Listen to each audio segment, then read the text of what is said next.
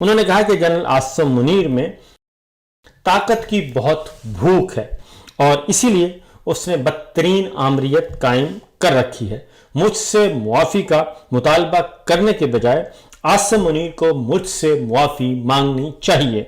और 9 मई उसने करवाया जिसने सीसीटीवी फुटेज चोरी करवाई, और इस वक्त 9 मई की insurance policy general Asim Munir की है। यानी उन्होंने कहा कि 9 मई जो है वो जनरल आसिम मुनीर की इंश्योरेंस पॉलिसी है, बल्कि मैं तो ये कहूँगा सिर्फ जनरल साहब की नहीं बल्कि इस पूरे जाली निज़ाम की जो इंश्योरेंस पॉलिसी एक है वो 9 मई है, और 9 मई को इन्होंने एक बारगेनिंग चिप के तौर पर इस्तेमाल कर रहे हैं और ब्लैकमेल कर रहे हैं। इमरान खान साहब ने वाज़ेह तौर पर जनरल आसिम मुनीर साहब से कहा कि मुआफ़ी मुझसे मांगो